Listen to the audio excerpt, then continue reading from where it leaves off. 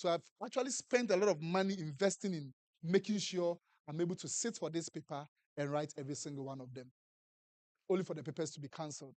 So once I had prepared and these papers were cancelled, I was prepared to be able to sit for these papers and write and come out with pages. Best senior high school. Make sure there's no leakage. Yes, sir.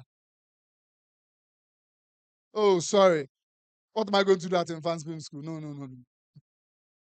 Moba, are you here? Are you here? Sorry. Why? Make sure there's no leakage. Some of you know me. Let me see those who know me already. Those who know me, it's likely they will win. Okay, not. Yes, madam. Are you trying? Yes, the lady in spectacle. No. Oh, you are very close. No, I won't go to Sofulai. No, I won't go to Sofulai. Sofulai boys, are you here? No. I'm your greatest enemy. So by now the answer has leaked. Opoku School. Come on. Show some love to Opoku School. Representing writing. Oh, come on. Why? Why are you envious of my school?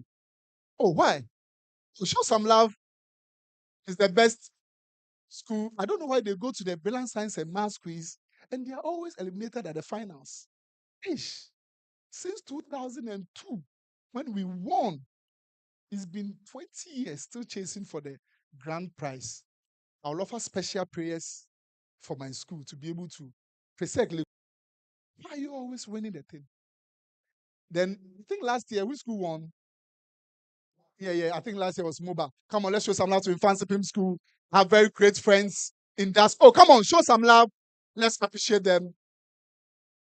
I just want somebody from the audience to come tell us your expectation because you are not part of the delegates from your school, but you have something to tell us about your expectation. Just step forward and I'll hand over the microphone to you.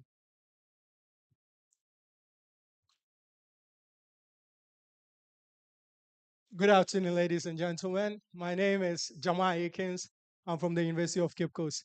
I think my expectation isn't different from what everyone else has said over here, but mainly we need to listen, pay attention to what we're being told, and try to transform our lives before we step out of these doors. So that's the expectation that I'm having, to be transformed inwardly to affect the world on the outside as well. Oh, come on, show some love and let's appreciate you.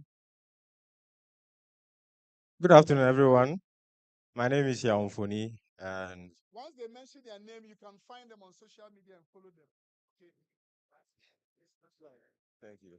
I'm basically here to learn from the speakers. Of course, they have their own experiences in life and the business they are building. So, I mean, listening to their stories will also inspire me. When I get there, I also know what to do. Yeah, thank you.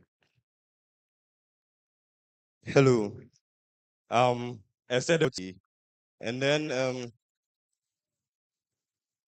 I I don't know if I'm living under a rock, but unfortunately, I just heard of the program this morning. I had to rush quickly because I saw Mr. Anthony Dzramefe on the flyer, and I'm currently working on my brand. That's the Oracle, which is an Afrocentric. It's blending Afrocentric culture with global appeal co-brand. Thank you. All right. Thank you very much. My name is Paul Lamte, and I'm the CEO of Global Impact Leaders Foundation, which is a para-educational organization that supports young people to get access to scholarships, career growth, and then leadership development opportunities. Um, I believe that it doesn't take a year or a century or so many years for an individual to be transformed. There is always just that one defining moment where you come and it's like come to Jesus moment for you, right? So today I'm here to be inspired and I'm looking forward to being having a new mindset. It's like someone said, to have my mindset upgraded so that I'll be able to do the great things that I'm aspiring to do. Thank you. Good afternoon. My name is Richard Mbayuri from KNUST final year with specifically logistics department. And also a student tailor as well. So coming to the university, I had to take a challenge to learn a skill, not just to leave the university with a certificate, just because of the growing unemployment. And it's been so great being in my final year, sewing for some of my lecturers, my colleagues, and all that. So I think Pizzaman, Chicken Man started his when he was in KNUST. And it's it's it's been a great pleasure also starting mine because most of you will be discouraged. I have expectation, but I just want to share something because most of us are students. Okay. So I'm looking forward to having more inspiration from those who have made it in life, who will be teaching us more of what they've gone through as challenges so that we'll be able to also have something to do. Thank you. Uh, Good afternoon to you all. I'm Chul Isaac Colley, and I'm from Accra Technical University. I'm, my expectation today is to learn from them and to add with my skill because I want to be a great entrepreneur in whole Africa. Good afternoon to everyone. My name is Akakpo Tinelumo Emmanuel. I'm from University of Education, Winneba, and my expectation here is to learn from the well-experienced personnel to be able to develop my mentality, my personality, which will help me to develop Ghana, Africa, and other continents of the world. Thank you so much.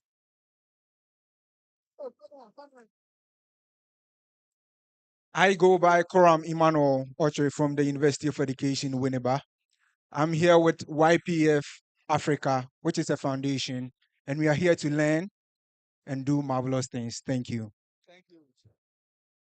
I'm Emmanuel. I'm a student from the University of Education, Winneba. And my expectation today is built on the theme Trailblazers. That is shopping Ghana's tomorrow today. Shaping tomorrow's Ghana today. I beg your pardon. So when we talk about Trailblazer, we are talking about someone who makes something new. That's to say, an innovator. And since Ghana that makes wild things through wild country. Thank you. Let's go like that. I'm here with so and so. You can let the person start. The increase of perception is the beginning of transformation.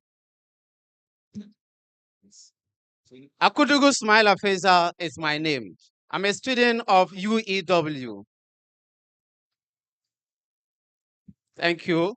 Today, I'm here to respond to the adage that goes, your net worth is your network. Your network is your net worth. Your net worth determines your net work. So today, I'm here to learn and be empowered so that I can also make a meaningful change in the lives of the young Ghanaians in Africa. Thank you. Thank you.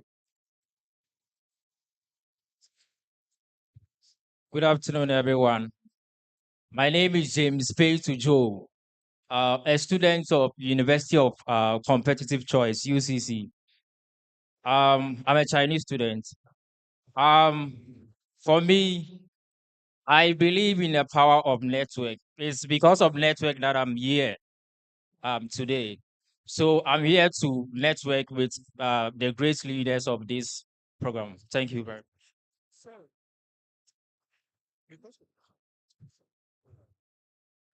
Hi, I'm Stephanie Kwame from Ashesi University, and my expectation has been already met, and that is to stand in front of people without fainting. I think every other thing is extra. Thank you very much. Bye. Yeah. Hello. Thank you for this opportunity. Anna Legon, Premier University. Yeah. You can have all the expectations, but if you don't meet it, what is the worth? So we are the citizens that make the country Ghana. If you don't build ourselves, what is the impact? So I'm here to encourage you to build yourself, take advantage of this opportunity, and please make the best. Thank you. Thank you. Hi, everyone. My name is Kasim Mohamed Sharif from the best technical university in Ghana, Accra Technical University. Um, I'm here to be inspired by the prominent people that's going to speak right here. And also, I want to use this opportunity to tell you guys that I and my brother, Abdul Jalil Sani, he's right there. We are putting up a business, Golden Fork Halal Kitchen. Anticipate. Thank you. Hello, my name is Osei Godfred Mingo. As a young entrepreneur coming up, I'm here to actually learn about the leaders of tomorrow, how they were able to do this. And my project is actually one of the biggest one that is going to change Ghana. And I don't really believe in university though, but it will be fun going to one. So I'm here to learn about how they manage DS and how it was going about and how they are able to bring it up and all that stuff. Thank you. Anticipate and a word of reminder in the near future when you hear errands, ERRANDS, that's me. Thank you. Sure. Hello. Hello, everyone. Sorry because I'm French. A girl. Yes, I didn't speak my English very well, but I'm here to learn more. And I'm from to Unimac, University of Languages. I just create my business of donuts. I do the pastry. I'm here for found a new customer to me. Thank you. Hello, everyone. My name is Watin Ade Nelson from the University of Mines and Technology. I'm the CEO of Prof. Kente Museum, a premier cultural heritage brand. We are specializing in providing quality traditional wares and accessories. My expectations today is to learn from businessmen in our mix and also learn how to grow my brand globally. Thank you. I'm Lodson Ashigbe Laudash and attended St. Paul Technical School. And I'm actually working on a top-notch laundry company in Ghana. And my expectation is to be the top leading company in the whole Ghana.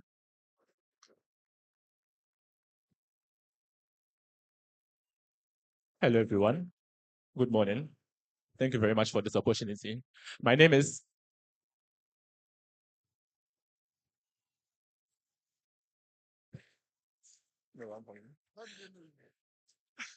I'll tell it.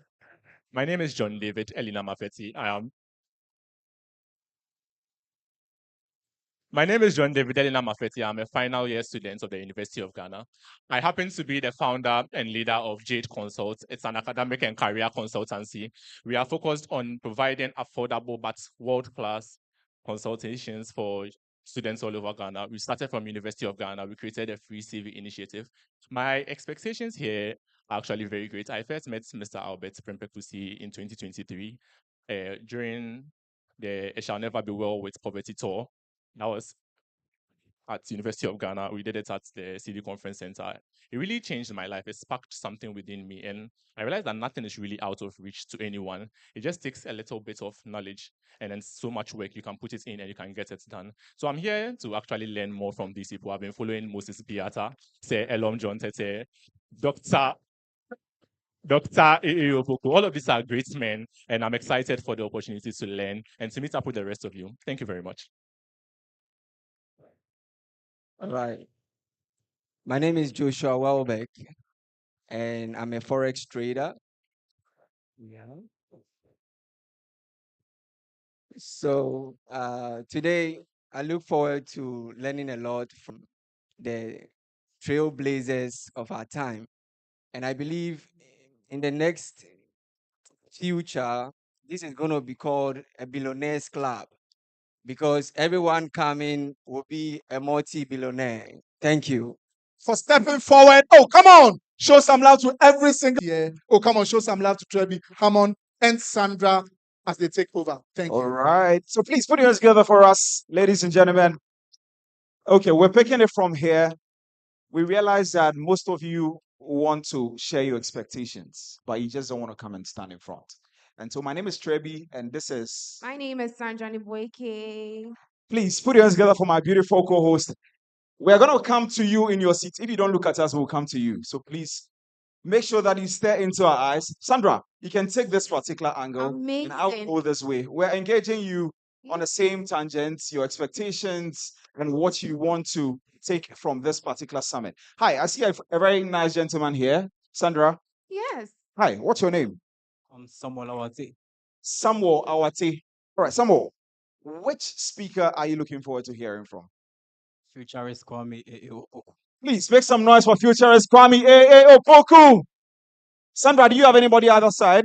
Oh, yes. I see this beautiful lady seated here. She seems like she has a lot on her mind. Hello. Amazing. Your name? Crystalline. Crystalline, are you okay? I'm fine. Oh, okay. Who do you want to see today? Who are you excited for? All the speakers. Oh, don't give me that energy. There should be one person. Oh, Moses B. Arthur. All of them. Okay. She says all of them, everyone. Give a round of applause for her. All right, Sandra, I have a very beautiful lady here as well. She's in white, and I'm guessing she's an angel. All right, hi. Say hi to us. Hello. She has a beautiful voice. Please put your hands together for her. Amazing. So, What? Trebi, I've seen this amazing gentleman, and I might even be crushing on him small. Hey. He's ravishingly dressed, and he's on my left. Hello, gentleman. Hello, my name is Nanaya Samoa. Oh, that's nice. I like Nanaya house. That's nice. The way you are dressed, like you came to close some contracts, so Seriously? no. That's fine. So, what are your expectations for today? Okay. MBA has been my mentor since 2021, and he has taught me that transformation is not sudden. It is an ongoing process. So I'm here to be transformed. Wow, someone say transformation. Amazing. Awesome. Trebi. Sandra, Yes. I'm here with a gentleman they call Money Man. Ish. Yes. Power Boy. Please make some noise for Power Boy. Amazing. Power Boy, tell us, what are your expectations from today's conference? A simple statement. Why are we here if we can't do great things? Somebody make some noise. I'm basically expecting the best to learn from them. Basically. Yeah. Okay. So he's here to learn from us. Everyone, a round of applause for him. All right. Sandra, have a very beautiful lady here too. Okay. Please tell us your name. Okay, my name is Beatrice Apianan. Beatrice Apia Anan. What do you do? What do I do? Okay, so I do a little bit of front end and then robotics. Please. Front end and what is front end? Tell us. Some of us we don't know. Okay, so front end is what you see when you open a website or an app. Yes. Okay, so you design those things. Right. Develop. So it's not design.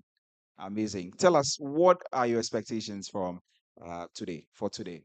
Okay, so I'm here to learn and then become a trailblazer myself in 2 years to come or some years. Amazing. Please, how many of us are like here?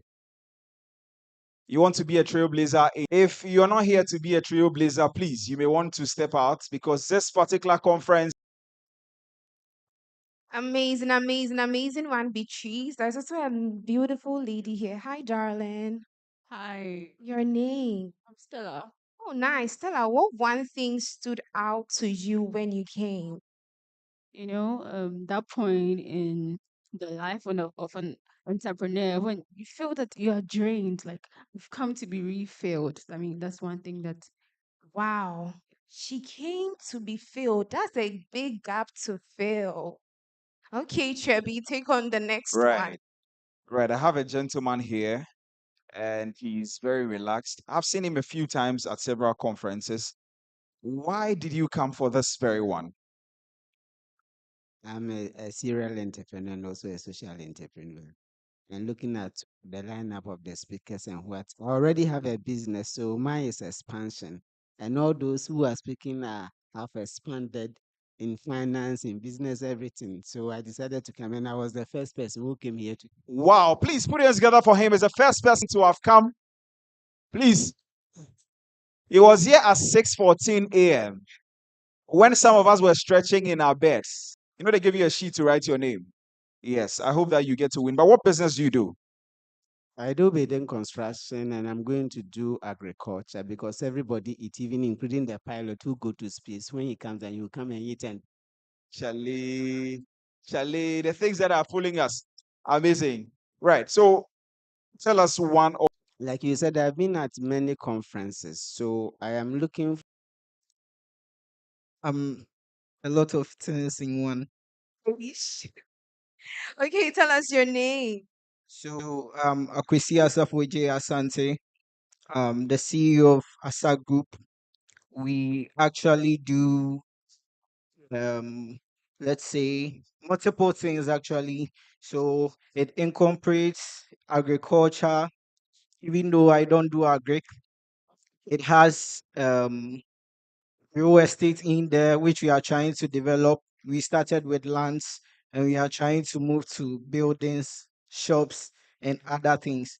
So I'm here because of Moses B. Arthur, and I'm willing to learn more, grow my network, and then, yeah. Wow. Right. Somebody say Moses B. Arthur. Ladies and gentlemen, can we please rise on our feet, ladies and gentlemen? The man we've been waiting for is here. Please, with a round of applause and make some noise. And let us welcome Moses B. Arthur. Please don't stop clapping. Don't stop making some noise. This is a man that has put us together. Shall MC for the event. And then he takes over from there. But let me speak to just one more gentleman who is sitting here. Gentleman, what's your name? My name is Godfrey Kinsekofi. Godfred, where are you coming from? I'm coming from Cape Coast. He came all the way from Cape Coast. Please put your hands together for Godfred. All the way from Cape Coast just to get some information that will transform his life forever. Tell us your expectations. Okay, so I believe that we are the ones that we've been waiting for. So we have to build the expertise and the skill sets to build the future that we want. So my expectations here is to learn from a great speaker that I've admired so far, Mr. Anthony, and also Moses B. Arthur.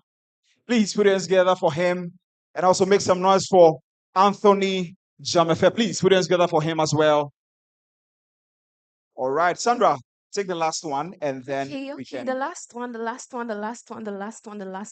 Quite a number of people. I didn't know who to choose, so I'm just gonna go on the spot. Hello, beautiful. Hello. Oh, you look tired. A happy event. Get your notebooks, your notepads, and make sure you put them some points. Thank you very much. Celebrate her.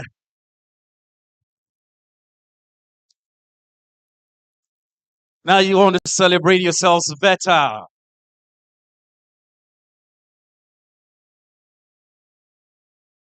Good afternoon, dreamers.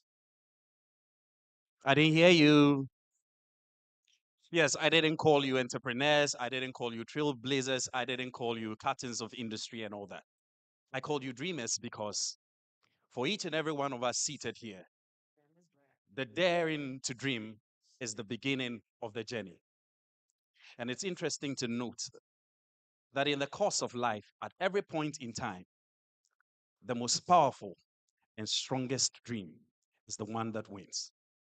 This afternoon, we are seated here, not just to fill this room, but we are here to fill hearts with dreams, with hopes, with ambitions, and with visions that will shape the destiny course of this nation. We are here tonight, this afternoon, because one man, Moses B. Arthur, dared to dream. His dream is the most powerful dream in this place today. And in life, it's important for you to appreciate when you are living your dream, the dream of others. I want you to know that this afternoon, all that we are going to hear is to position each and every one of us to make our dreams a reality. I'm not steering this event alone. Let us, with a round of applause, welcome Sarah in Kansabwate. Thank you so The much. delectable Sarah. Do it better for her even as she comes up. Thank you so much. Trailblazers unite. Trailblazers unite. I must say, I love the energy in this room already. That's right. And we are set for an amazing time this afternoon. We are going to be on a rocket ride through various scopes of intelligence, through various dimensions of experiences that our speakers are going to be sharing with us. And I can clearly tell that each and every one of us is really pumped up this afternoon for this experience. I tell you. So let's do this. I want you to look at the person seated right next to you, on your left and to your right. Now look all around you. Right. So this room is filled with tomorrow's CEOs, innovators. Yes. Tomorrow's CEOs, innovators, inventors, and disruptive entrepreneurs. So make sure that you connect with anyone that's seated next to you. Don't joke with the person seated next to you. This gathering is a declaration. We are saying that we are not sitting or waiting for change, but we are the ones going to spark it right here and now. That's why we are saying that we are shaping tomorrow's Ghana today. Trailblazers unite. Right. Ladies and gentlemen, to set the ball rolling today, we want to receive the CEO of OKB Hope Foundation, even as he comes to bring us a message of solidarity. Celebrate him even as he comes up. Hello, everyone. Good afternoon to you all. Oh, good afternoon. Awesome. I'm so happy to be here with you all this morning. And I believe every one of us gathered here has a strong desire and passion to make a positive impact and change in the society or community where we find ourselves. I want to ask a question. How many of us here have lost a loved one? Can I see my hands? My condolences. And also, how many of us here also have lost a life due to a delayed medical care? Any hands?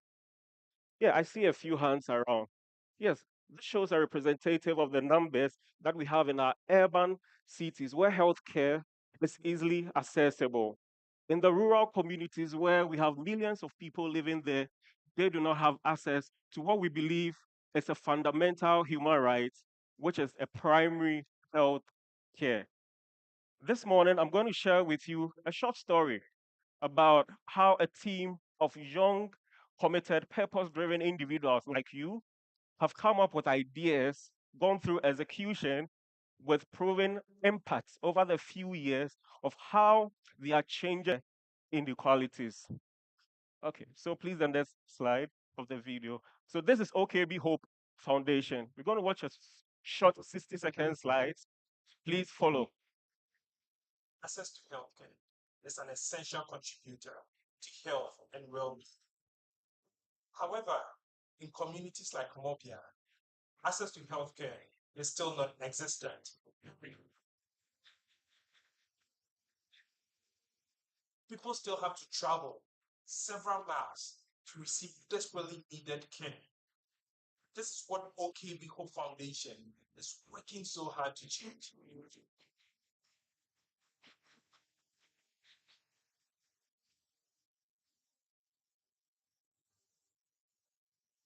All right.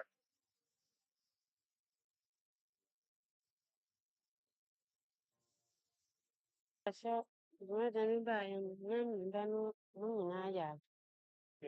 me ba ya na ma hwɛ mo free. Mo angye me hwee, mo angye me sika.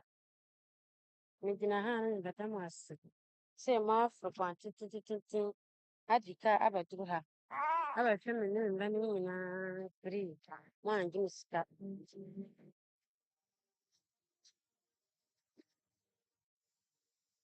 I'm inviting you today to join us, making healthcare accessible communities like Mopia.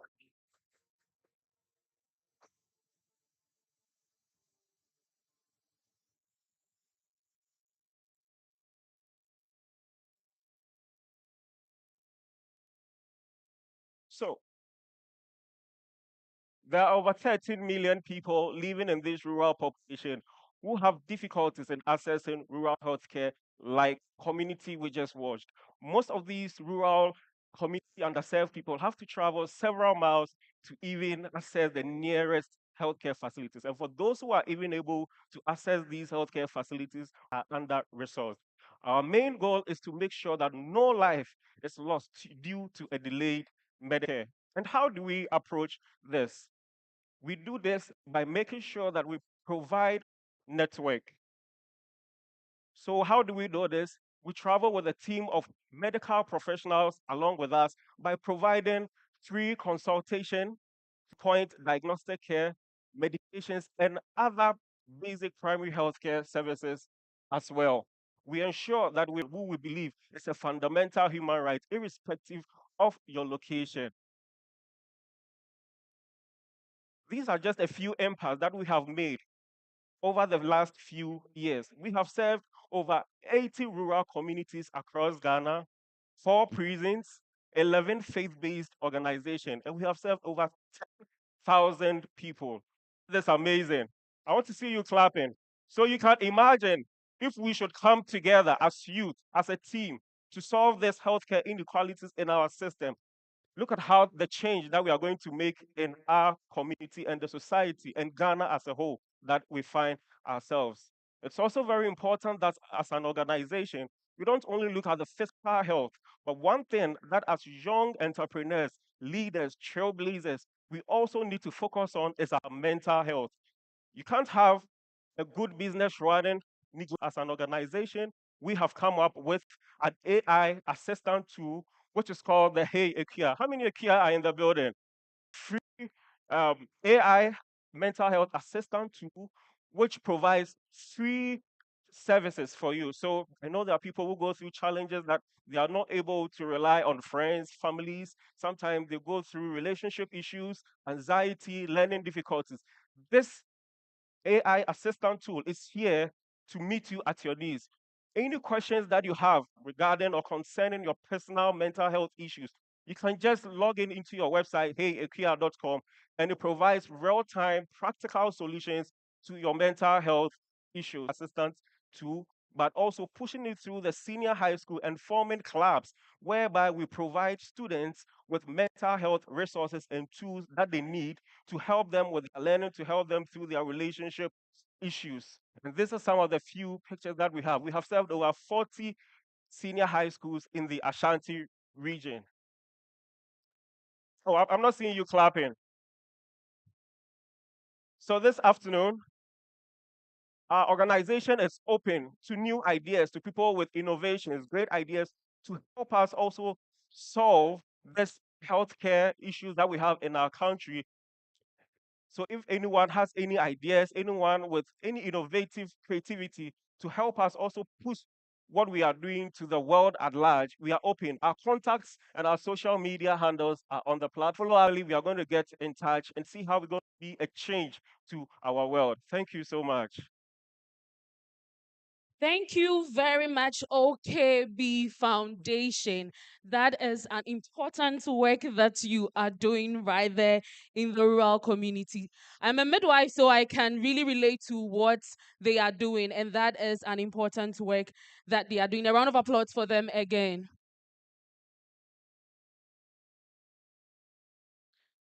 We are moving to our next speaker. I hope you don't get bored, but rather inspired, right?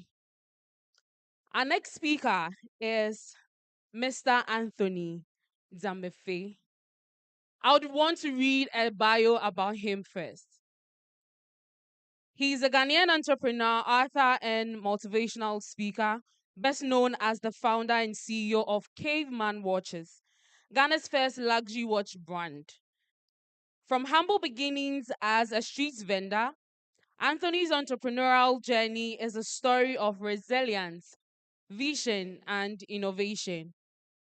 After leaving a corporate job, his creativity, he began selling imported watches through a boutique and soon transitioned into direct sourcing and branding building. In 2019, standards with authentic African craftsmanship. now celebrated both locally and internationally.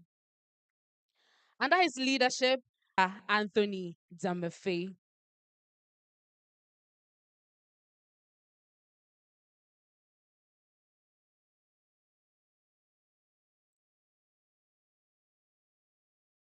Wow, that sounds like the bio of a very rich person. Such a very beautiful audience. Give it up for yourselves. Give it up for yourselves. And it actually feels very good to be here, being a past student of UPSA. And it's such an alarming sight when I pass here and see the changes that have happened. Jump right into my story. I don't have too much to share, but what I know is to share my story about how I moved from work. I quite remember clearly sometime 2015 when I decided to quit my job. The reason why I moved from the Volta region to Accra was in 2012 when my dad passed. I remember looking at my mother and just wondering, how does this woman do it? You know, taking care of four guys, four sons alone. And it kind of broke my heart to imagine her having to fend for us alone. So I told myself that, you know what, if I can't give money to my mom, the least I can do is take myself off her table as a burden. So I packed one backpack and moved from the Volta region to Accra. And my first job was for the hotel. I moved into the hotel, into the office, being a marketing officer. And some way, somehow, something very interesting happened. While getting to the hotel, I had so much confidence in myself. Being a multi talented guy, I knew how to do a lot of things. But I realized I was suffering to fit into the office setting. There were a lot of times that I'll raise my hand thinking I had a very brilliant idea. And when I passed um, comment, then my boss would pass a very sarcastic comment and everybody would laugh. And it kept happening so much that I started believing that, you know what, maybe I was not as smart as I thought before coming here. How come all these people keep laughing at my ideas every time I bring them up? I probably was very delusional thinking I was intelligent. And trust me, every bit of confidence I had in myself was shattered because I did believe that I was not as intelligent as I thought because they kept laughing at my ideas. So my period in the office became very turbulent for me. And then one day, the manager of the hotel called me and said, "Hey, Anthony, we have a new lounge at the airport. And you are quite a friendly guy. I want you to be the one to start that department, the lounge at the airport." And for me, anything that would take me out of the office, I was very happy because the office became a very hostile environment for me. So I told my boss, yeah, I'll take the offer. I'll move to the airport and start that department. So they moved me to the airport with a manager to help me settle into the airport setting. And that was when the manager started asking the airport authorities that, how do we get a table and a chair anywhere around the airport for our guy? And I said, wait, William, I think you got it wrong. The GM said we have a lounge at the airport. But well, long story short, they had no lounge at the airport. They moved me to the airport and gave me a placard. So you know the people who hold the placards to pick up guests for the hotels. So my job was basically to go to the airport with my placard and just stand and hold it. So when the flights arrive, hopefully somebody sees the hotel name and come to me. Then I could get the drivers to pick them to the hotel. That was my new job. One day on my way to work, I bought a book. I had stopped reading for some time. I saw a book called Business Secrets from the Bible. I don't know what made me buy that book, but I did buy it. And then while I sat at the airport, I would read this book. Way somehow, I started getting some bit of my old confidence back. I was getting ideas left and right. And I made a very bold decision to quit from this job and give this success thing one last try. I had realized that every setting that I found myself in that was bureaucratic, it never worked for me. So instead of giving up, I told myself I was going to give it one last try, but this time on my own terms. So in 2015, I went to my boss and I resigned from my job. I'm not telling people to resign from their jobs because it was a difficult decision. I remember the first few days, I would stand outside watching everybody go to work, and I would be like, wow, could all these people going to work be wrong? I felt like I was in a desert. Everybody goes to work and the whole environment is quiet.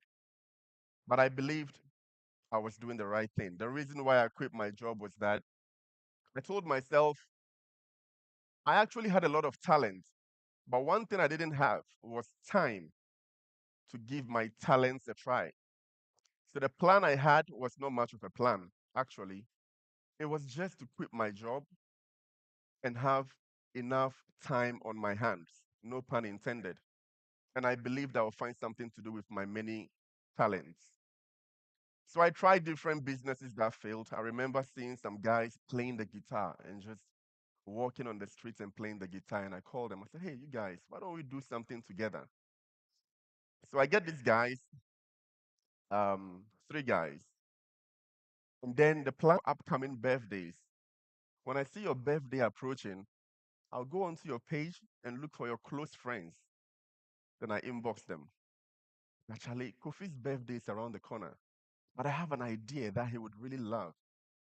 The whole idea was that we'll get Kofi's nickname or something personal to him. I give it to the guys and they compose some nice music with it. So while Kofi is having lunch, then this idea, clap for me. Well, this started quite well. I'll get people to pay 150 cities for these guys to perform. They'll share the money. That didn't last very long because the guys started showing up very late and ruining people's birthday plans. And they were not interested in doing that. They wanted to be popular musicians to, drop hit songs, not do the kind of thing. So that fell along the way. Then I moved to Circle to buy nice jackets. I'll buy jackets from the hawkers, bring it back, iron it, polish it properly, and sell them for a few cities. I was surviving off that until the day I walked into a shop to buy a wristwatch in 2015. I walked into a shop with 50 cities in my pocket, and all the watches were way more expensive. So I thought to myself, common watches, why are they so expensive? I left, went online, and saw a guy selling a watch for 50 Ghana cedis, and I called him and I bought the watch just to use for myself. I put the watch on my wrist and took a picture, posted the picture out there, and then somebody said, hey, nice watch, are you selling it? And I said, yeah. So the guy came over and purchased the watch, and I was like, wait, I just made some profit. I literally sat in my room, purchased a watch online, took a picture of it, posted it online, and made some profit without breaking a sweat. That was my light bulb moment. So I thought, wait, maybe I could just sell two of these, or just sell three, just sell four. I bought the watch for 50 cities. Who can guess how much I sold it? Hey, I had 200. Ghanaians are wicked, though. Well, that was my light bulb moment. I thought, wait, I could make business out of this. I called the guy back and I bought two of the watches. I sold two and I bought three, and I sold three and I bought four, and I sold four. And I started selling watches. But being somebody who is always looking for the next stage, selling watches was not enough for me. I did something that I implore people to do. I did what I called finding a gap in the market and building my market in the gap. What I meant by that was that I realized that the entire Africa did not have what we call the horology industry or the watchmaking or time telling industry. There were people who were selling watches, but they sold watches and perfumes and bags and shoes and whatever they could lay their hands on. But when it comes to the time telling industry, particularly, there was nobody operating in that space. And I realized, selling watches alone was not enough. There were people who had good watches, but bad leather straps. They didn't want to buy a new watch, just change their leather straps. So I went to Kantamanto, where I apprenticed for a shoemaker for about 3 months to basically learn leather craft. And this gentleman started helping me buy few tools here and there. I would take imported leather straps and break them down, reverse engineer them, and I take them to him like, what is this material? Where can I get it? He will show me. Where can I get this? He will show me. So I literally bought different tools onto my table and started making watch leather straps. That was not enough for me. I realized people had just faulty watches that needed fixing. They didn't want to buy a new watch. And when people come into the country with very expensive watches, there was no certified, qualified watch repairer, so they'd rather keep their spoiled watches until they travel back to their countries to have it worked on. I found that as an opportunity. So I approached the watch repairers on the roadside to learn how to fix watches, and I added that to my services. So I would literally come to your office. I knew the packaging thing quite well, so I wear my gloves and I'll open a briefcase like that. There was not much in the briefcase. It's just settings. Thank you. I open my briefcase, I take your watches, and I fix them right in front of you. So I started getting the reputation as the guy to go to for anything watch related.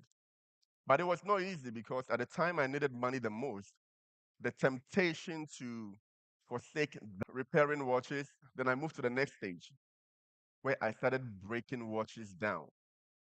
I take about 10 spoiled watches, take their components out, and manage to form a good working watch out of the spoiled components. I was like, it's getting interesting. I kind of know how these things work. I know how these things are made. But check African watch making factories, and I couldn't find one. And that really bothered me. That the entire African continent, with all the great intelligent people we have, and all the veteran watch repairers who knew watches inside out, how come there was nobody bold enough to attempt making one? The same lifestyle that had gotten me into trouble my whole life, of poking and questioning things when nobody would question, got me into trouble from school to the office until I resigned. That same attribute came into play. I was questioning that status quo, and I dared to challenge it. So in 2018, after 3 years of selling and repairing watches and gaining enough experience in the watch industry, I could tell your watch from a mile away if it was original or not. I loved watches. I took the step to create my own watch brand in 2018.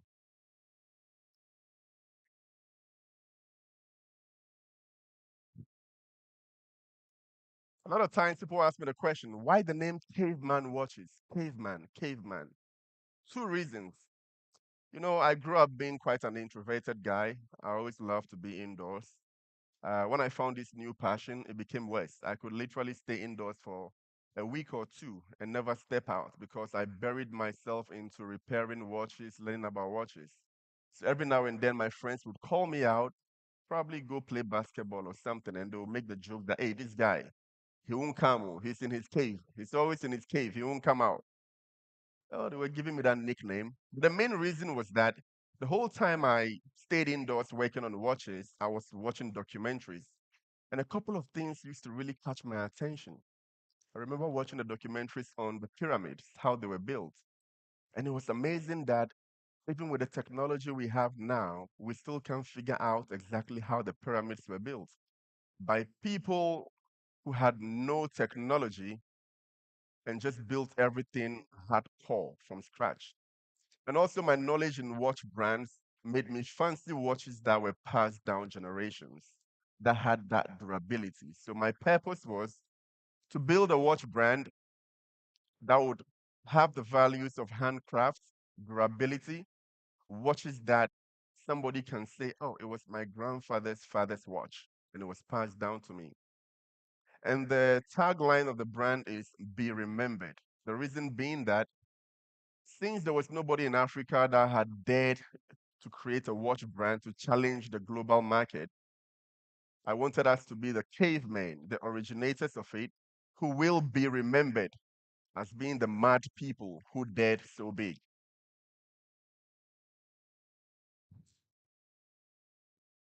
And that was basically the story of how it all started. I'll jump into a few strategies I used that helped me. The first thing I did was to filter among my friends. I realized that there were people who were my friends back then who actually did not have to work hard to live a good life. I think you need to know your home, know where you are coming from. Some of us had no plan B or plan C. And a lot of times you end up making friends with people from rich homes. They are just on the journey with you. But if you both fail, they would move into a Range Rover the next day while you go back to rock bottom. You need to find these people and be careful how you move with them. They'll be with you, share whatever fake challenges with you. But if you both should fail, they would have a comfortable life. I was very intentional to identify them and I moved away from them.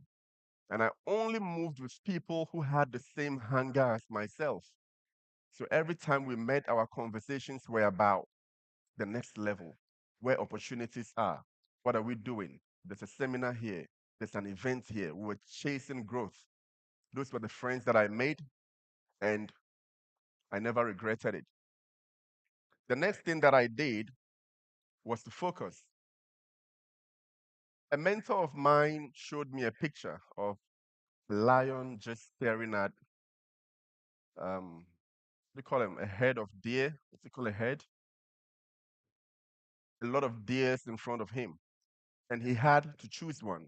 And the mentor showed me that, look, if this lion should try chasing all these deer at the same time, he'll probably get gassed out and lose all of them.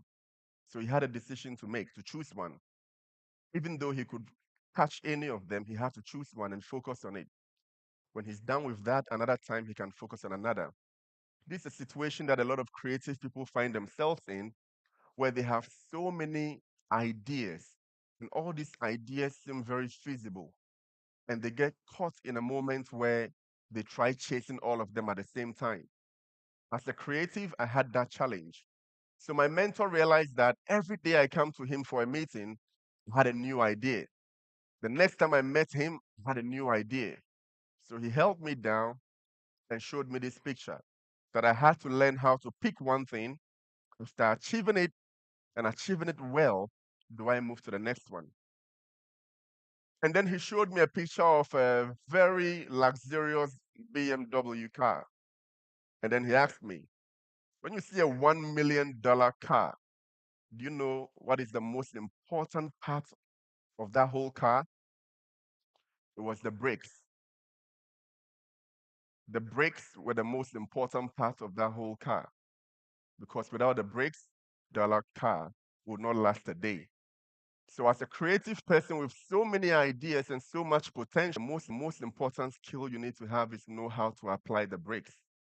And it's a challenge that a lot of creatives face because we have so many ideas and we just try to chase all of them. People ask me the question sometimes that, how did you know that your business would succeed? Truthfully, I didn't. And I asked them a question. Have you ever taken a trotro before?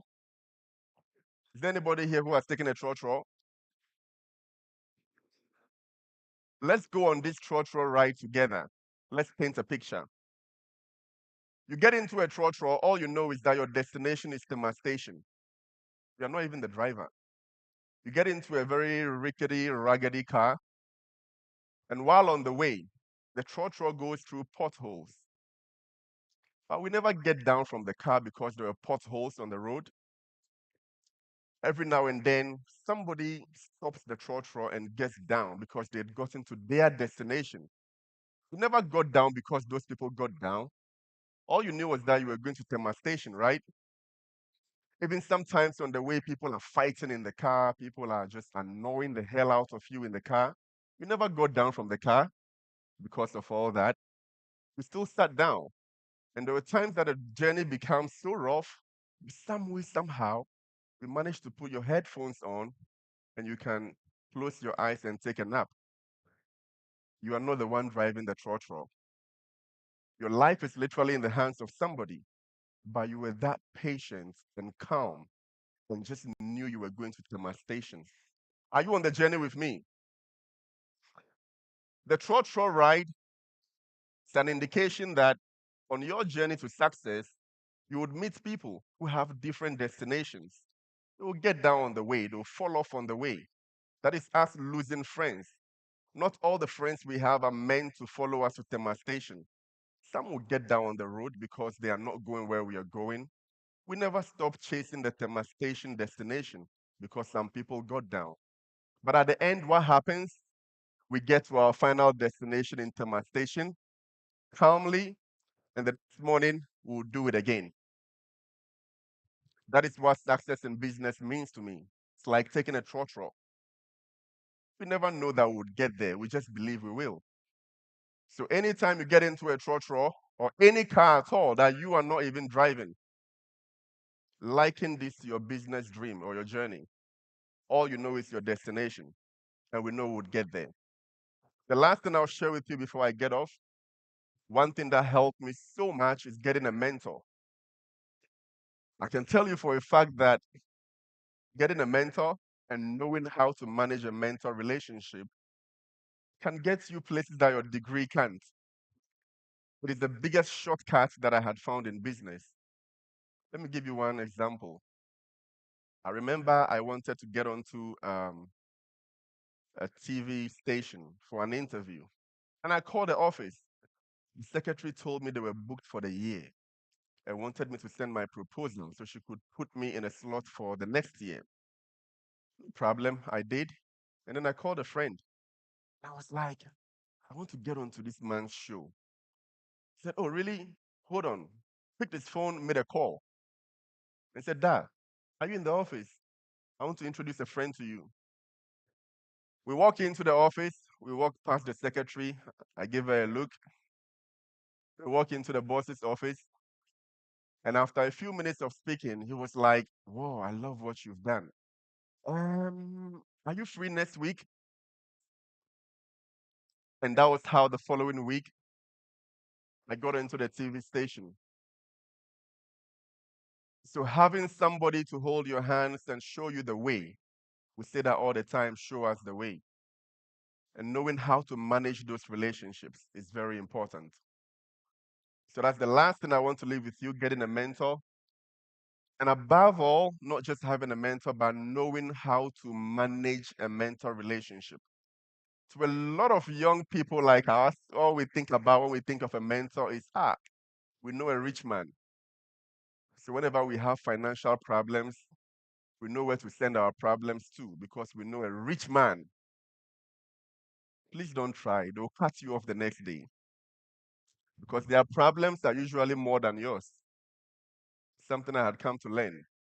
When they asked me what wealth is, a mentor gave me the best definition I had ever received for wealth. That wealth was actually not how much money you have, but actually how little you need. Because I have seen too many people with a lot of money, but too many needs. They never found fulfillment.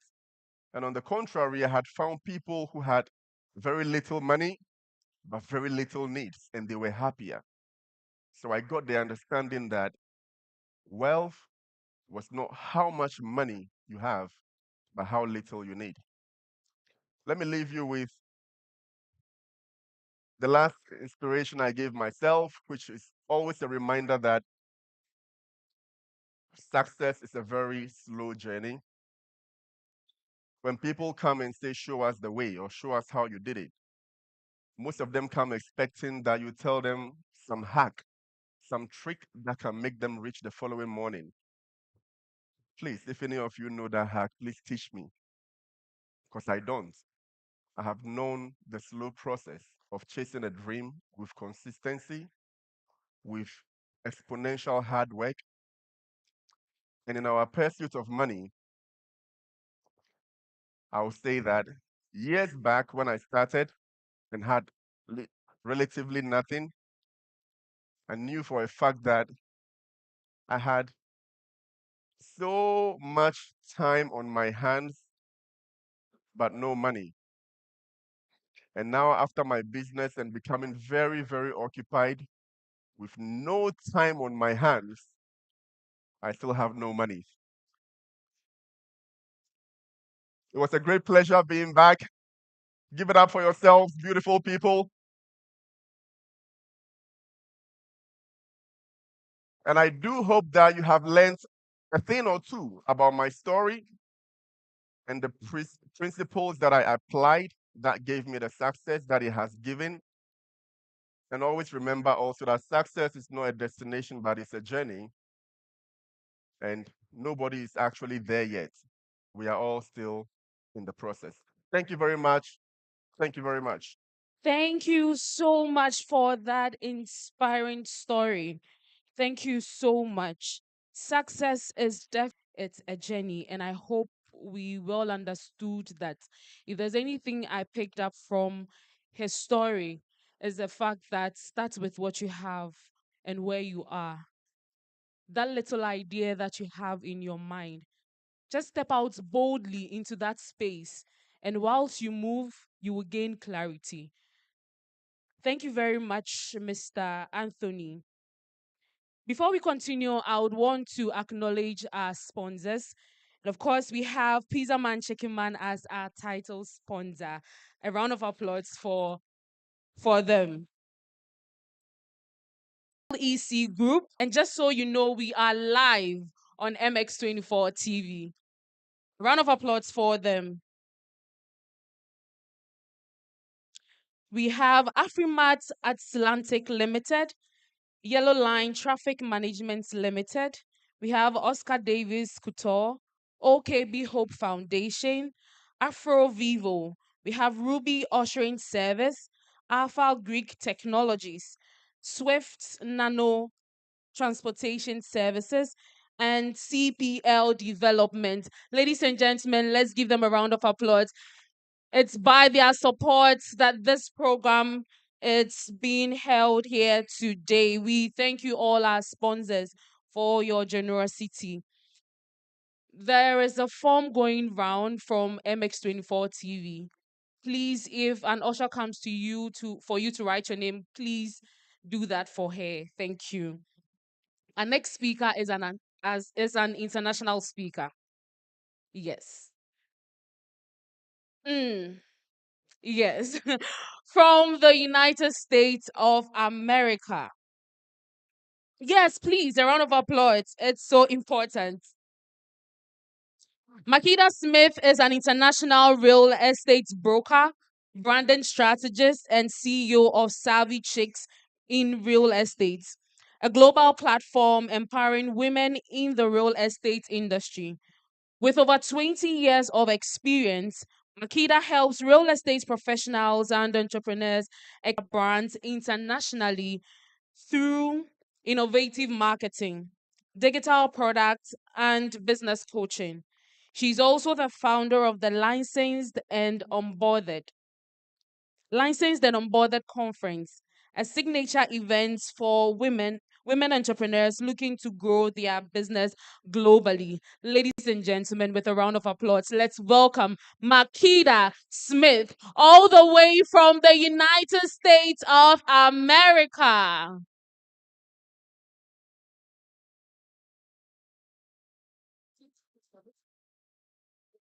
Okay. All right. Thank you. Thank you. Hello, everyone. How are you? Listen, I told them backstage, I said, Moses knows how to treat a lady from Chicago because I have security detail. So the next time I have a speaking engagement, they got to live up to how everyone has treated me in Ghana, and I am loving it. So I am Makeda Smith. I was listening to this the not speaker, but the MC talk about, introducing me. And I'm like, sounds really good. I have accomplished a lot in these short years that I have been in this world. And I want to talk to you today about how you can do some of the same things and then the things that God has called you to do. And so I have my clicker, so I hope I do this right. Let's get started with that. There we go. Let me go back. Okay, I'm getting it, y'all. So just go with me. So today I want to talk about the called versus the chosen. And I came all the way from the United States to talk about the difference between being called and the difference between being chosen. And for me, being a part of Trailblazers Unite, there's a lot of trailblazers that are walking the stage, but I want to talk about the trailblazers that are also in this audience, and that is you. And so, if you do not think that you are counted among the trailblazers in this world, I want you to think again. And today, I'm going to talk to you about that. And so, I just want to talk a little bit about myself. And okay, y'all, the clicker, I'm going to get it. Do I need to stay over here? I do. Okay. So, as a teenage mom, I was someone who people told that, oh, you're pregnant at the age of 18, you should just drop out of school. Oh, you're pregnant at the age of 18, you should not try to get your diploma, you should not try to go to school. And I just want to say that one thing I know and that you will know about me is that I am a servant of the Most High God. I believe that what God has for me is for me. And it doesn't matter what mistakes that you have made in your life, you are not your mistakes. Your mistakes are actually lessons that teach you how to win. And so, even being pregnant at the age of 18, y'all, do you know that's when I met my husband? And since then, I have been married to him for the last 28 years. We'll be celebrating our 28th year anniversary. And so I went from working a 9 to 5, and people always ask me, Makeda, how did you get started in real estate? Well, y'all, it was my husband. Something I think you will make a great real estate agent. So I went, I took the test, I failed the test, I went back and I did it again. And eventually I passed the test and I became a licensed real estate broker in Chicago, Illinois. And that's where I have traveled from this weekend to talk to you. So, how many people in the audience is in real estate? How many people in my front row? How many people would like to be in real estate? Come on, that's why I'm here. Let's go. Okay. So I'm going to tell you about my story, and you're going to see how you can weave your story in here as well. So, the one thing that I want to talk to you about that I'm going to talk to throughout the world. Okay, sure. Okay, not that many hands went up. Do you know that every country, not that many hands went up. Not that many hands went up. So mine can do things around the world. And case in point, I was backstage talking to someone and two people actually, and she said, well, you know what? I'm in law. I'm going to school right now. I'm in law school alone. And so I want to talk about how you are also part of the commission. What commission is that? Anybody familiar with the story of Abraham? Show of hands. Okay. So, with the story of Abraham, God told Moses to get outside of his country and go to the land in which he has showed him. And then that way he can give him what? The promised land. The land had already been promised, but Moses just had to, not Moses, Lord, Moses. I'm getting to Moses later. But Abraham just had to show faith that he will go and he moved. And then as he moved, God began to reveal some things. So some of you need to begin to move in order for God to be able to reveal things to you on where you should go. And so I want to make sure that you are like Abraham. And when God tells you to go, go. Because you don't want to stagnate your talent, your gifts, the miracles that God is waiting to produce in your life because you didn't move and you didn't go when God said go. And so, for those of you that are in here, you also have a great commission to go and not just stay in one place, just as God told Abraham. Okay, now the chosen ones always carry something different. You've been told your whole life that you are not like the next person. You've been told your whole life that there's something different about you.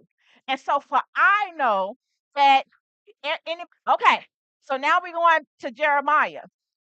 Jeremiah was somebody who was different than other prophets. And God asked him, He said, Jeremiah, what did you see? For those of you who know the story, Jeremiah, he didn't just see what was in front of him, he saw the vision. And he said that I see an almond tree. So God said, well, if you see an almond tree, then I'm going to make it happen for you. And so I need for all of you that dream dreams, that have visions, to tell God what you see and watch Him make it happen for you. Okay, so that same commission is on you in your life to make sure that you tell God what it is that you see. That way, that vision comes true. Somewhere along the line, generations and nations have lost their three V's: their voice, their value, and their vision. When I was being interviewed by MTV 24 to make it happen. So you weren't created to operate within borders. You weren't created to be average. You weren't created to be mediocre. You are sitting in greatness because you are greatness. Okay. So now I got to come over to this board because I can't see that far. Okay.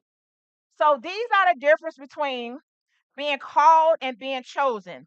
The chosen, they hear a voice. Think about Samuel and how God was calling him, and he had finally answered and said, "Here I am." So God is calling a lot of you that are in this auditorium now, but you haven't yet said, "Here I am," because you don't want to go. But the chosen, they respond with action. They say, "Here I am, send me, I'll go." I didn't know that I would go from being local to global until I said, "God, whatever you have for me, I will go and I will do it." People ask me, "How did you go global?" And I said, I went to Dubai in 2022 in October after having the worst experience of my life with a failed conference. And even though there was a lot of people there, I spent a lot of money, y'all. It was 100K in the red from that one conference. So I was like, this is not a good year. And so by October, God said, I'm sending you to Dubai and you're going to speak at a conference. And I went, y'all, for the first time to Dubai. It was the first time that I had ever been in the desert. And I was looking around for miles and miles and miles, seeing nothing but sand. And I said, this is a place that I did not know that I can even exist. And so in that moment, I kicked my shoes off. I walked barefoot in the sand and I said, God, enlarge my territory. And by that time, God had shifted Bali, Indonesia. And from Bali, Indonesia, he shifted me to Egypt and Dubai again, and Ghana, and all these other countries. And I'll tell you about that in a minute. But I responded with action. And so the call, they have potential. You hear a lot of people saying that you have potential, but then you walking in your purpose. The chosen is going to walk in their purpose. And so the call, they wait for confirmation. Y'all heard it before, right? People say, "Oh, I need to wait to see God give me confirmation. Oh, let me wait a few weeks so I can get a sign." Well, God already gave you the sign. He already told you that you were going to do greater things, but yet you don't want to do the greater things because you feel like you need another sign. And so if you are chosen, that means you're walking in covenant and you know what the promises are. The call, they just admire us as speakers, but you go out and you be great. And the chosen become greatness. The called are inspired, but the chosen inspire nations. The called dream of platforms, and then the chosen, it says build obedience, but I'm going to say the chosen are on platforms because they decided to move. This is how I was selling real estate. And that's the United States. I know we're not popular right now, but this is the United States, and there's 50 states inside of the United States. And I'm from the state of Illinois, but I can only sell real estate in my own state because I'm licensed in that state. And so if you want to get licensed in other states, then you have to do whatever the rules are. But it happened all in 2 years. All in 2 years. And it wasn't just me that made it happen. It was these 16 women that I went to Bali, Indonesia, who I said, y'all, you know what? Come to Indonesia with me. And I want to tell you, I sold one ticket and I was so discouraged. I cried and I said, God, why you put me out here like this? And by the time 2 weeks, all those ladies bought their spot to go to Bali, Indonesia with us for the very first time they traveled that far. And then from there, we went just a few months later to the Dominican Republic for another real estate retreat where we had 75 people that said yes to going to that retreat. Now, y'all, that's 2 countries in, right? So now we go to the next country, and now we're in Egypt in September, just a few months later, and those 18 people said yes to the vision that God gave me. And so we were there looking at real estate. We went to the pyramids, of course, and then from there we went to Dubai, and then we went to Ghana. Y'all, my first time coming to Ghana was in December of 2023. And we came with about 20 people who said yes to come to Ghana. Y'all know what Ghana did for me? Ghana changed my life. And when I went to the Slave River Walk, I had no idea that I would be in tune with the ancestors that came before me until I got to the water and hearing all the sounds of whatever was in the woods. And so we went down to the water, and the 20 ladies, we all went down into the river. And he said, I want y'all to begin to speak life into each other. I want y'all to begin to pray for each other. All I heard was weeping, wailing, thanking, and praising God for just being in what we call the promised land. Ghana, that's y'all. That is you. The world right now is looking at you. People are like, when you going to Ghana again? I want to go. And so now, y'all, this is my 4th time in Ghana. And I'm here because Moses seen something in me to come to talk to you because he said, I never saw anyone selling real estate in multiple countries the way you do. And you know what, y'all? I am not a selfish person. I don't just sell real estate for myself and for my investors and my clients, but I have a group of people that I get to do this with. And it's called my Savvy Chicks in Real Estate. And so for those of you, and some of them are in the audience and they're here now because when they heard that I was going to Ghana, it's like, okay, well, I'm going too. And yesterday, what was we, y'all? We were in Heritage 100, Moses Development, other developments. And I was like, when I look around, because there was a broker that, a young woman that has her own brokerage here. And I said, you're the person that I'm here for. I said, you have your own brokerage, but you're selling in Ghana. I said, what if you were able to also, with your own brokerage and your own business, to sell in the Dominican Republic, where one, you don't need a license to be able to sell. Two, you can get paid much quicker because once you sell new construction, within 31 days, 21 days, you get your full commission, not a partial commission, but you get your full commission. And I said, what if you were able to also sell in Dubai?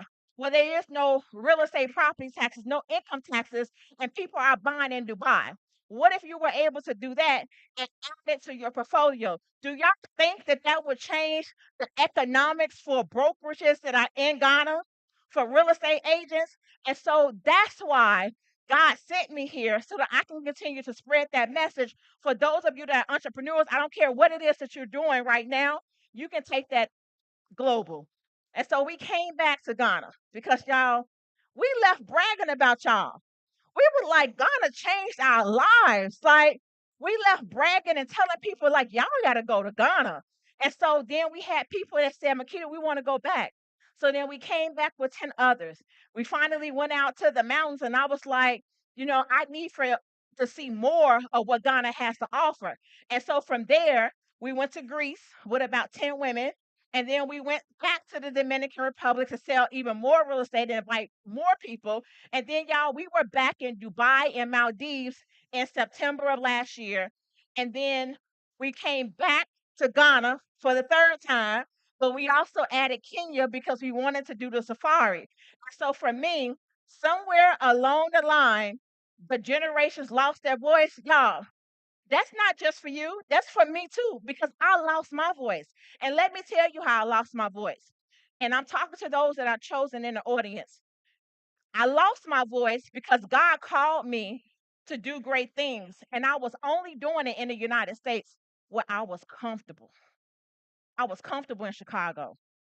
Then I expanded in Illinois and I was comfortable in Illinois going to different cities. Then he expanded me to different states. I was comfortable. But then when he called me to other countries, I said, God, I'm not familiar with this. This doesn't feel good. And I aspired to be on stages like this. I had to get outside of my comfort zone. And so I want to speak to those of you who are sitting up high, that you think that people have forgotten about you, that God may have forgotten about you, but you are a chosen individual. You are a royal priesthood. You are in Ghana where everybody is looking to this nation to find out how you keep up with you. I told somebody the other day, I said, what I love about the people of Ghana is that everybody knows their history.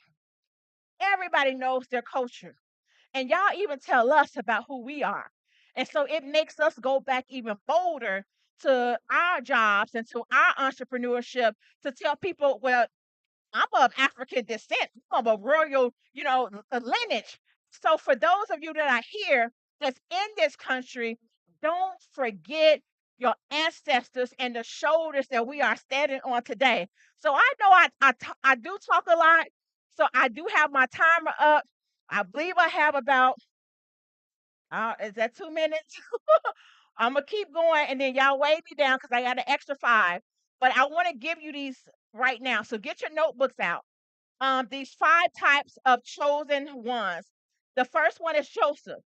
If you are a Joseph type, that means that your family and your nation is going to be depending upon you to say yes to whatever God gives you.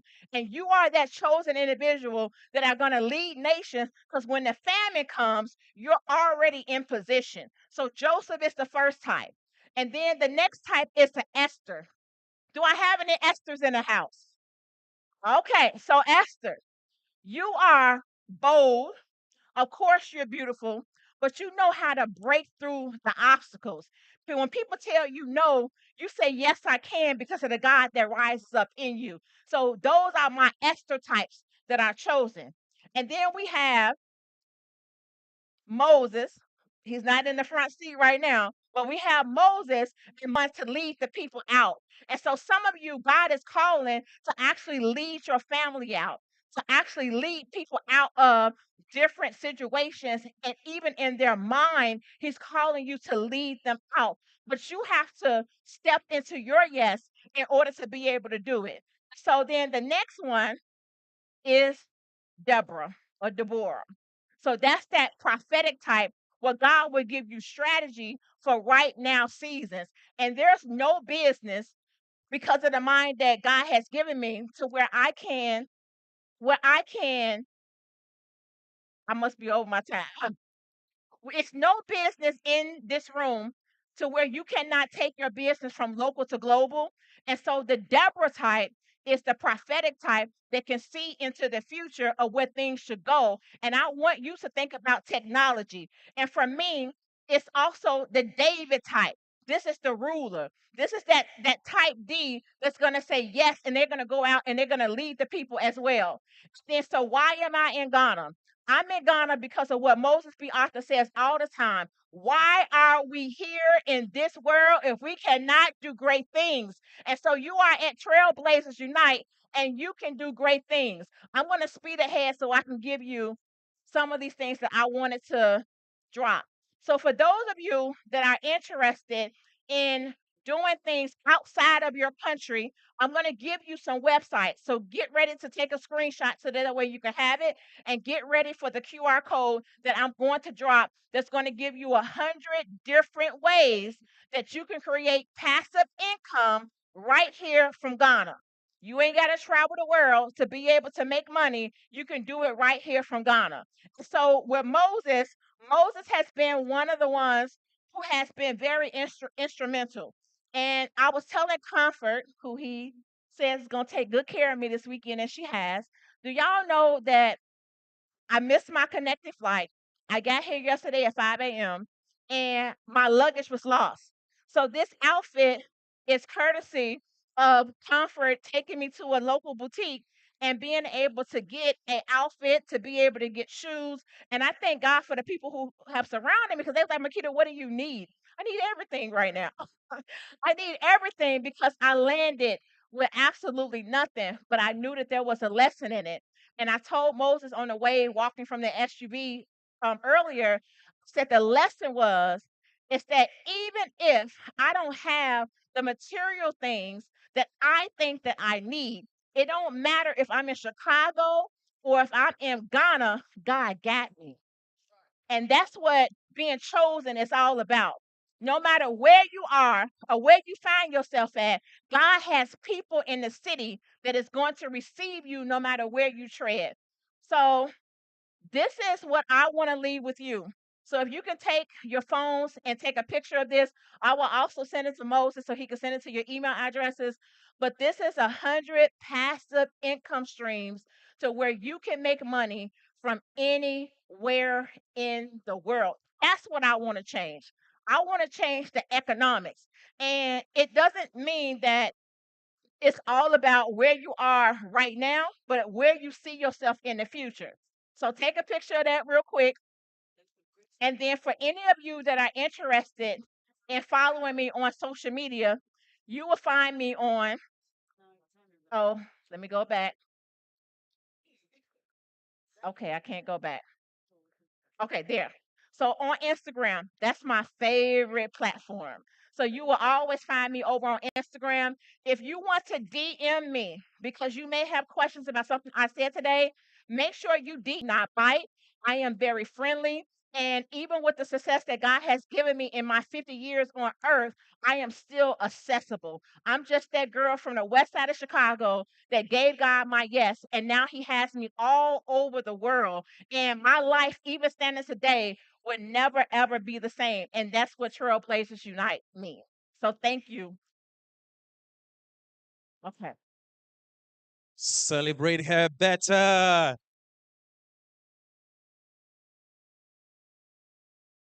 All the way from the United States of America, from the quintessential Makeda Smith. She's a great entrepreneur, serial entrepreneur who is doing great things and making great moves in real estate, not just in the American subcontinent, but also here in Africa. Ladies and gentlemen, we are in to receive the next speaker for this afternoon. In every generation, God finds men.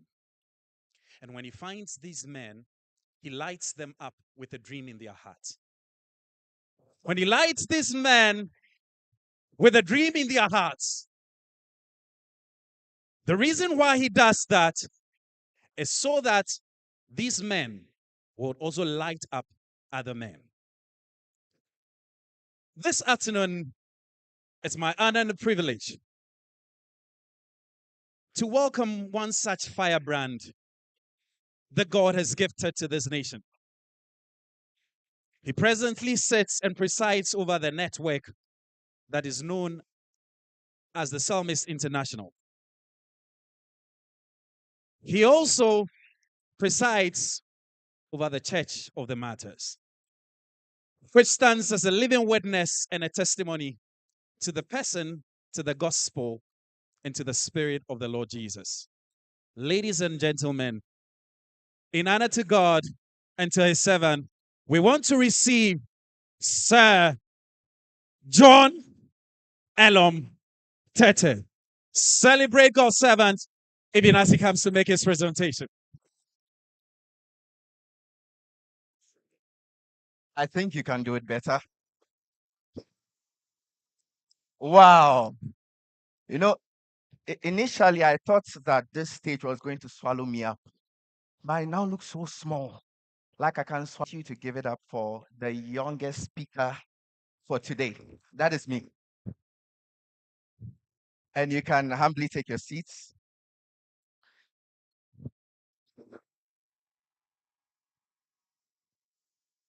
All right, all right, all right, all right, all right. It's good to have you around. So, I'm going to do it something very short. We have about 30 minutes. And before I say anything, I see a lot of young people here, and it's very exciting to me. I remember there are times that I'll sit in congregations like this or audiences like this, and then I'll look at speakers do what they do best, and I'm like, when will I be there?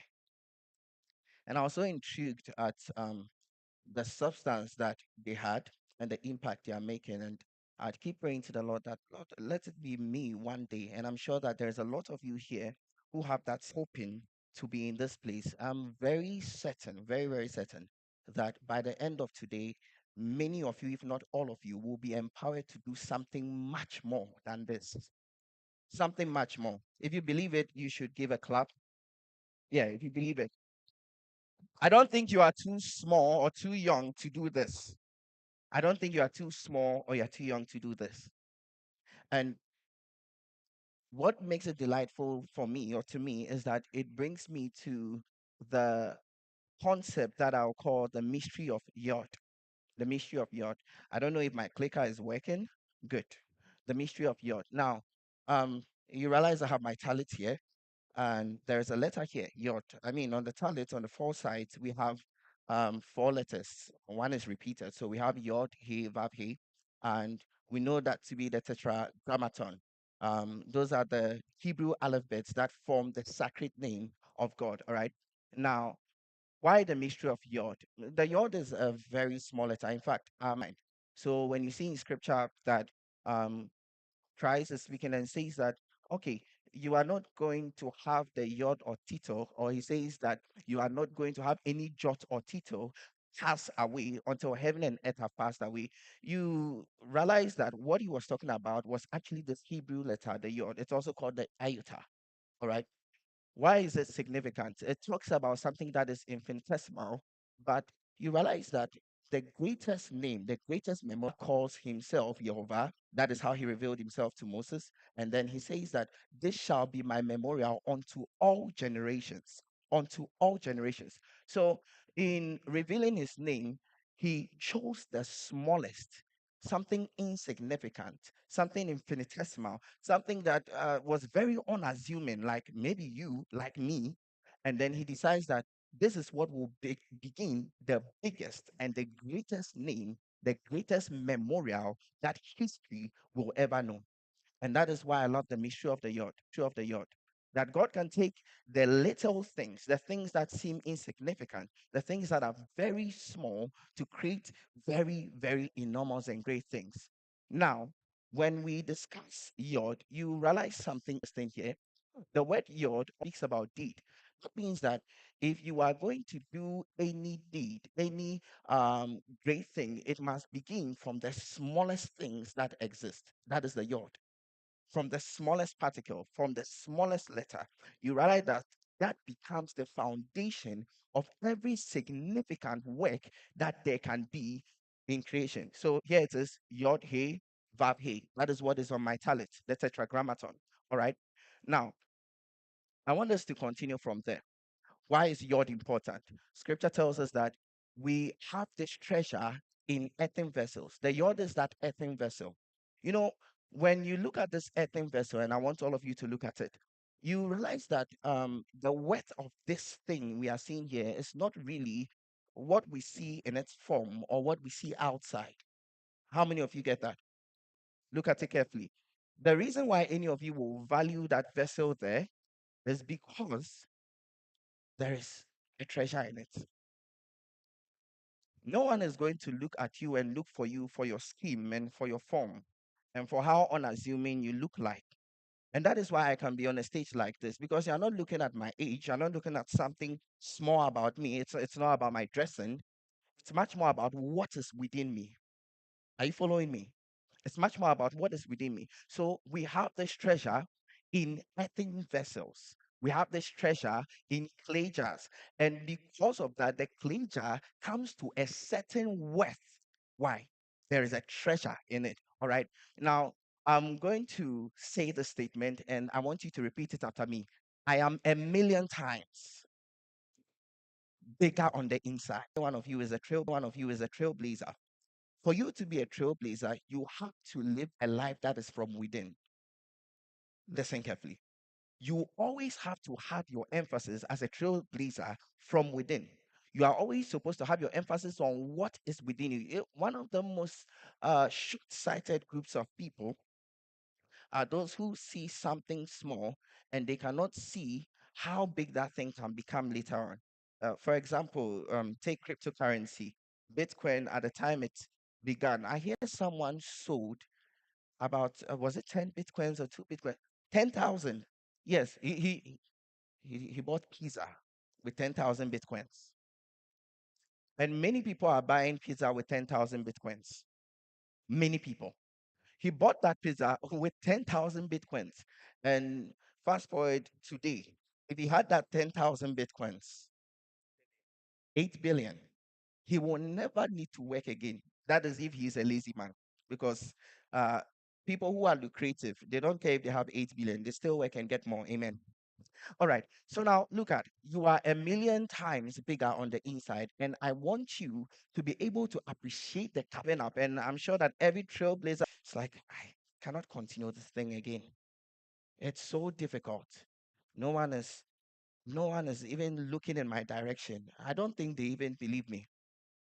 It's just because they are buying pizzas with 10,000 Bitcoins. You should be able to appreciate your worth. You should be able to appreciate what is within you. So you are a million times bigger on the inside. I love this scripture so much. Job chapter 32, verse 6 to 8. It says that then Elihu, the son of Barachel, the Buzite, said, I am young and you are aged. I am young and you are aged. This is one thing I decided in my life. I'm not going to let anyone despise me. Yeah, I will not let anyone despise me. I will sit among the aged, and when I speak, they'll look at it and say, okay, he's young, but I don't think he's young because I've built a certain capacity. I'm recognizing something within for a generation. So if you find me among many young people and everyone wants to be around, no, they know that I'm young, but they know beyond his age, there is something peculiar about him. So he says, then Elihu, the son of Barachel, the Buzite, said, I am young and you are aged. For that reason, I was anxious. At many stages in your life, you will be anxious. He says, I was anxious and I dared not to tell you what I think.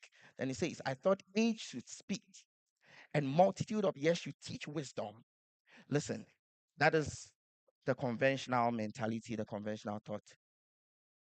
We look at the achievements of people. We say, oh, but he has worked for about 15 years. Yes, there is a place of that, but don't let that belittle what you can do, what God can do through you, what you can accomplish in a generation. Some people will get to that place at 40 years. You can be 25 and you still do it. Do you believe that? So he says that, and a multitude of years should teach wisdom. Then he says, but there is a spirit in man.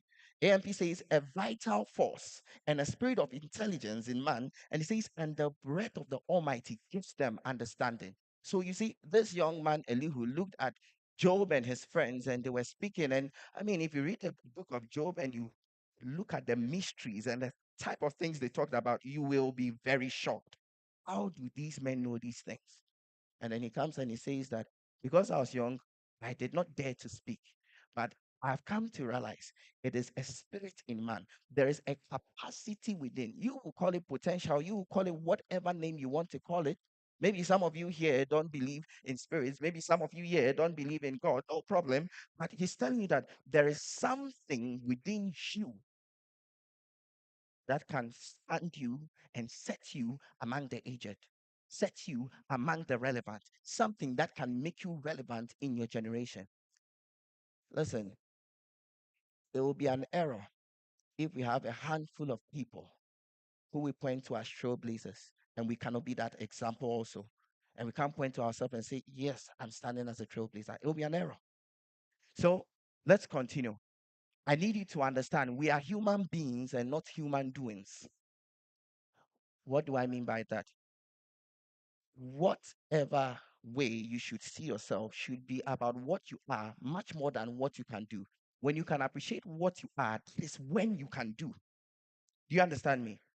And that is how we belittle a lot of people. We look at what this person is doing today, and it's not so big, it's not so large, he has not gotten there yet. So we just despise that potential, and you're like, I want the one who is doing it this way, rather than looking at the capacity, the potential, that inner strength that they have. So we are human beings, not doings. God made us to be beings, not doings. We can't, we can, because we are.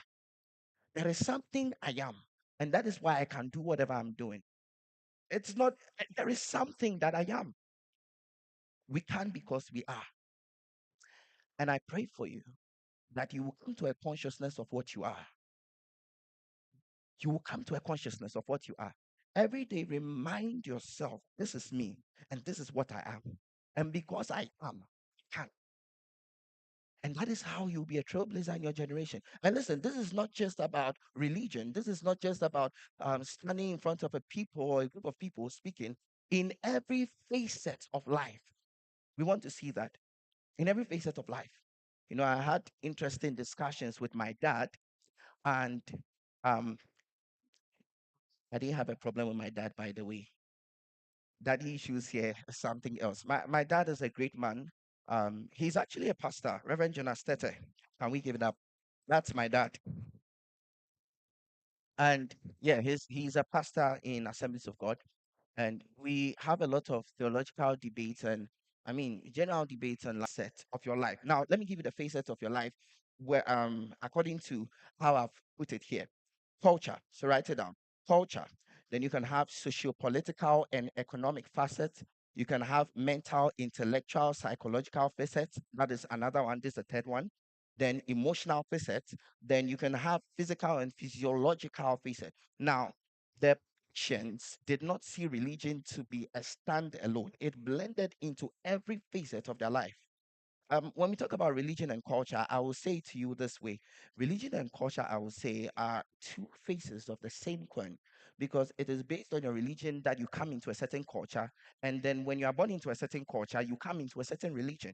Do we understand it? Good. So until latter years in Hebrew, there was no actual word for religion until they came to this word dat, which is dalet and tav.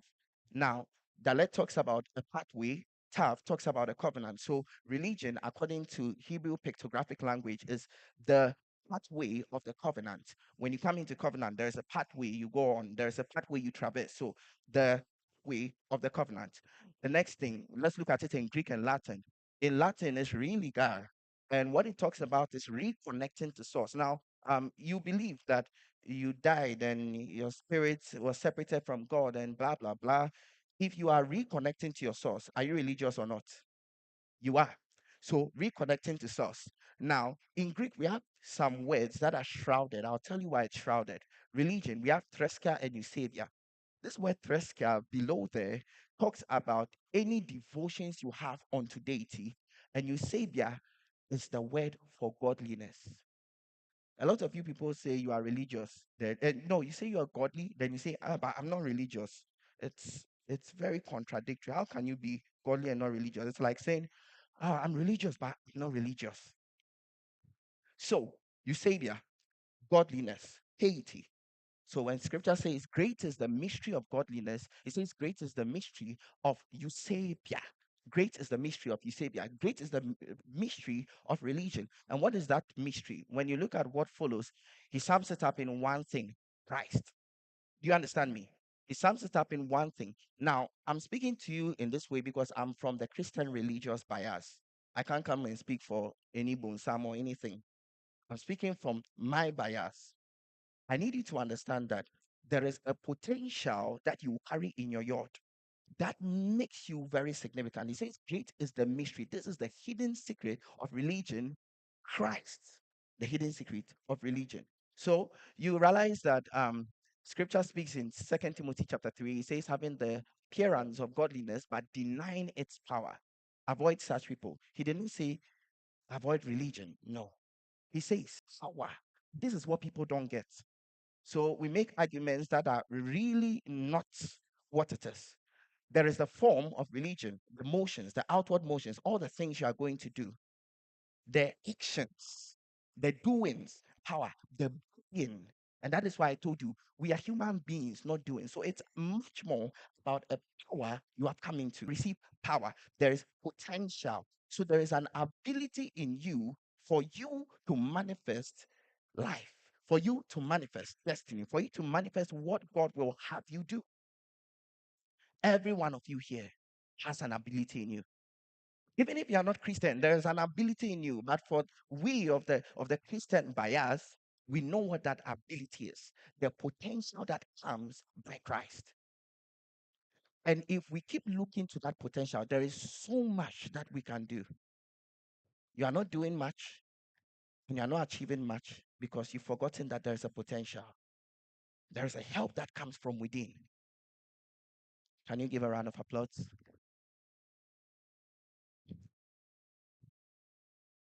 Now,